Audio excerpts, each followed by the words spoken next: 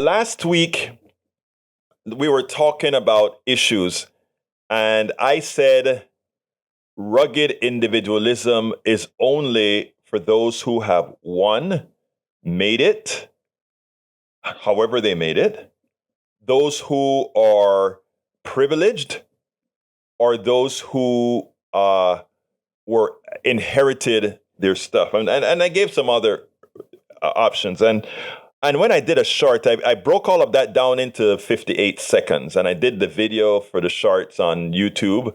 You know, that is one of the ways that we bring people into the subject that we're talking about. It's a way of bringing more people in to see the story. You kind of grab them by that and come in. But what surprised me the most is some of the messages that I got.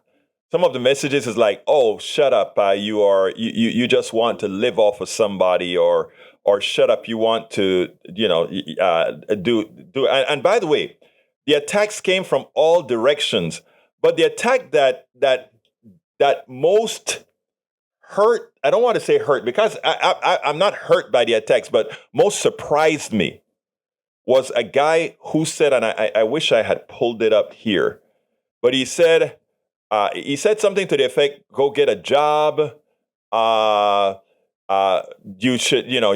Anybody who wants to make it can just lift themselves up by their bootstrap."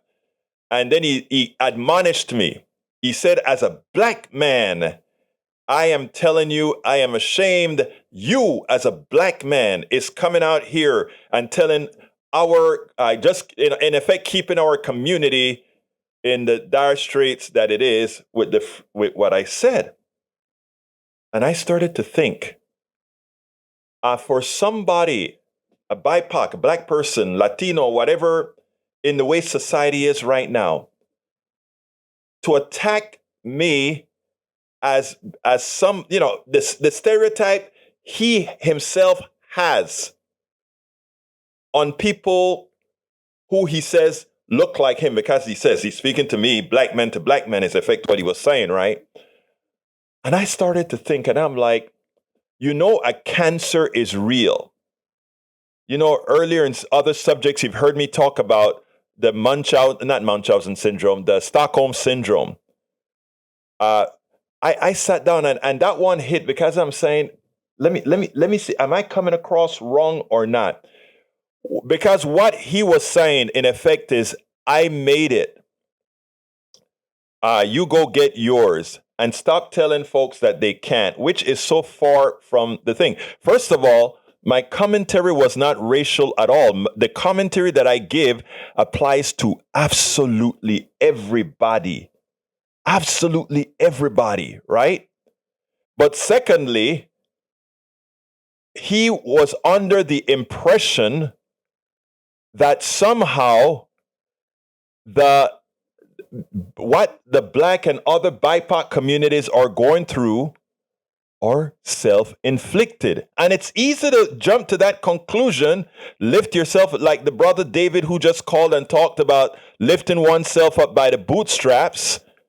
It's easy for us to buy into the narrative that all these problems are self-made. And it was easy for me earlier in life, working hard, and I gave you guys a story about working hard, other people working hard, and seeing a beggar on the street. So anyway, all of this, attacks from the right, attacks from what I probably this was probably a black dude on the right as well, who lift himself up by the straps, etc., etc., etc.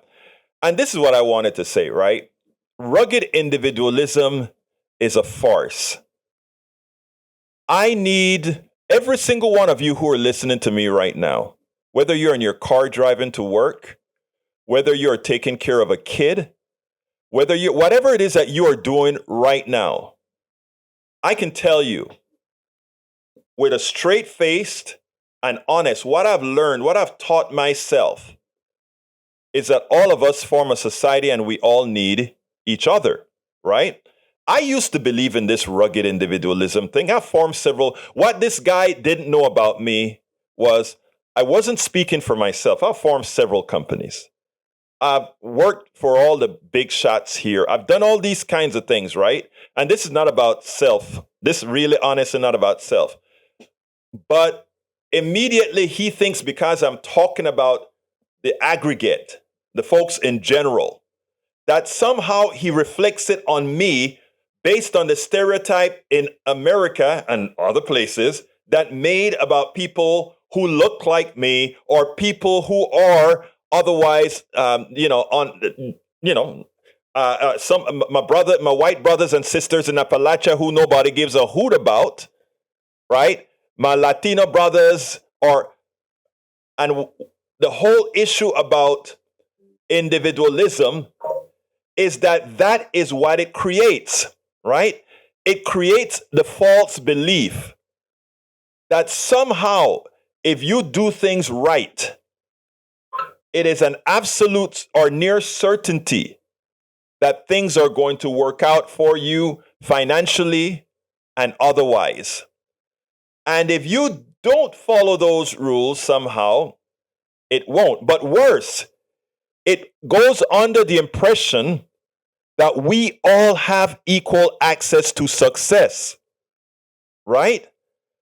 And the whole issue that I'm trying to put across with that rugged individualism doesn't exist is based as well on a chapter that I wrote in one of my books called "We Never Ever Lived in a Meritocracy." In other words, we never lived in a society that says if you work hard enough or you work hard as you can on a particular craft, that you are going to somehow succeed on that craft. It has never been true. We have the semblance of truth. I'll give you the church example.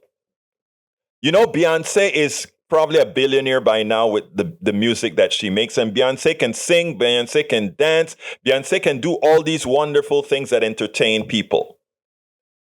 But, you know, my wife goes to a church that have a great choir, a great band, and there are orders of magnitude of women in her church that sings just as well as Beyonce. Some better than Beyonce, some worse, a lot of them much better tonality, better hold their notes better. For anybody who knows music, they know that in as much as Aretha was a great singer, Aretha never held on a particular note. In as much as Beyonce is a great singer, as a popular singer, if you were to put a meter on her voice, she doesn't have the perfect holding of the tones, etc. So that is not what makes it that she is a star. Somebody decided of all these people who can sing as good, a little bit less good, a little bit more good than Beyonce, Beyonce is the one that we picked. Same thing goes with lawyers. Every year, thousands of people come out of law school, and a large percentage of them are on the streets. When I say on the streets, are doing menial work as lawyers.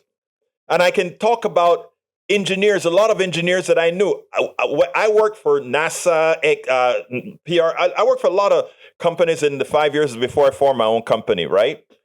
And I used to have a chip on my shoulder thinking, I'm so good at what I do. BS. There was a bunch of other people that could do it. There was some reason I was chosen, and it wasn't some special reason. You know, there's a good possibility, and I gave you guys a story that in one particular company, even though I was qualified, I know that affirmative action had a reason that I was chosen for that job. What I'm trying to get across, folks, is this rugged individualism that tells us that if you are an individual, you can attain whatever is crap.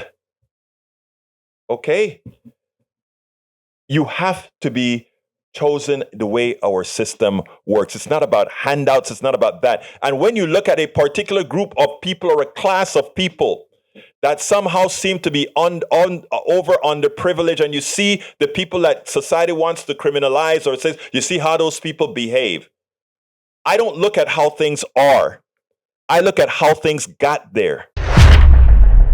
We spend a lot of time deconstructing the news, trying to parse it into a form that everybody can understand. We try to find those little nitpicks where it flies above the fray, etc. If you really like these videos that we do, I want to ask a big favor. Please go ahead. Number one, subscribe to our channel, and number two, please join if you can. Thank you so kindly for watching. Keep watching. Please remember to share. We must populate the entire internet with our progressive message, a message that we know is what most Americans say that they want. So help us, please join.